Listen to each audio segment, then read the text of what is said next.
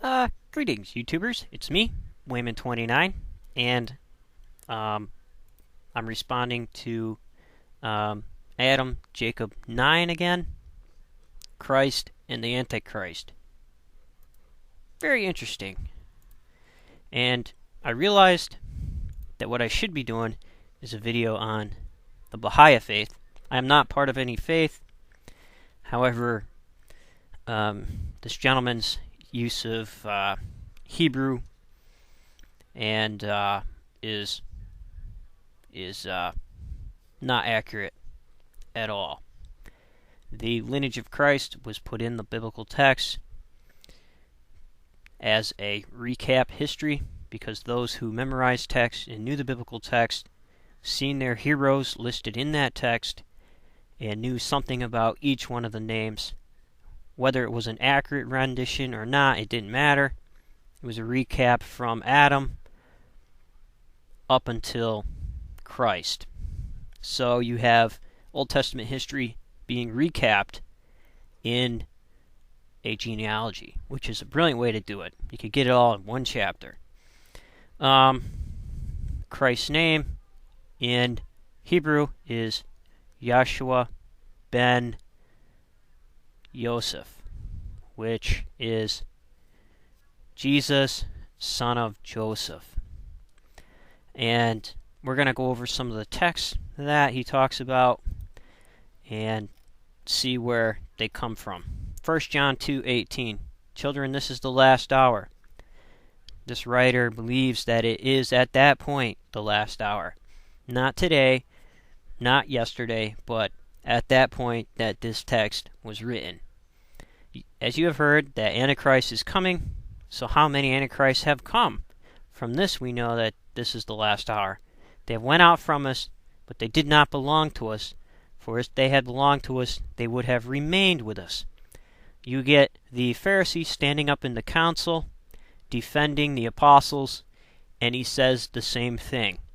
These Antichrists were people who people claimed to be the Antichrist in the Jewish wars and rebellions, but still were crushed by the Roman Empire, and later was the cause of the temple being destroyed.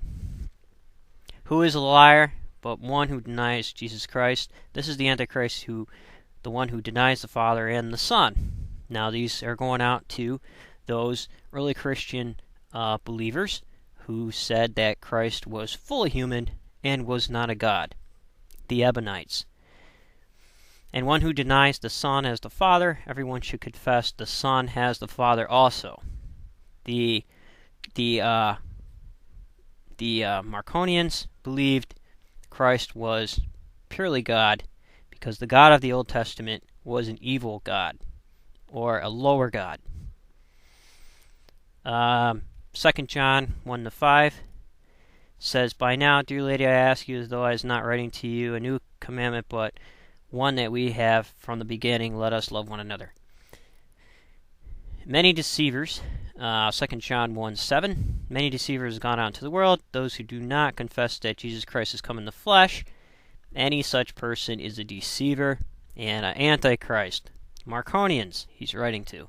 Be on your guard, so that you do not lose what we have worked for, but many have received full reward. Everyone who does not abide in the teaching of Christ, but goes beyond it, does not have God. Whoever abides in the teaching has both the Father and the Son. This is like a mini confession here. This is where it all stems from. Mark 8:33. But turning and looking at his disciples, he rebuked Peter and said, Get behind me, Satan, for you are setting down your mind, not on divine things, but on human things. And he called the crowd with his disciples and said, If any want to become my followers, let them deny themselves and take up their cross and follow me. For those who want to save their lives will lose it, and those who want to lose their lives for my sake and for the sake of the gospel will save it. For what will it profit them to gain the whole world and forfeit their life?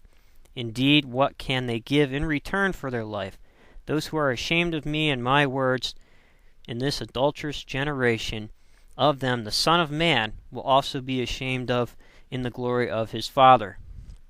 There's a whole study out there on the Son of Man, which would be good to look into.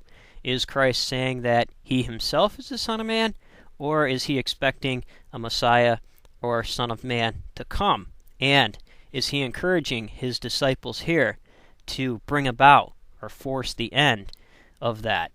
So, there you have it. I'm going to post a link to the Baha'i faith and to the Baha'u'llah's translation, and so people can get background on that, and I myself find it really interesting. So in order to know where this gentleman is coming from, it might be good to study some of the Baha'i faith theology. So take care, YouTubers. Take care of yourself and each other.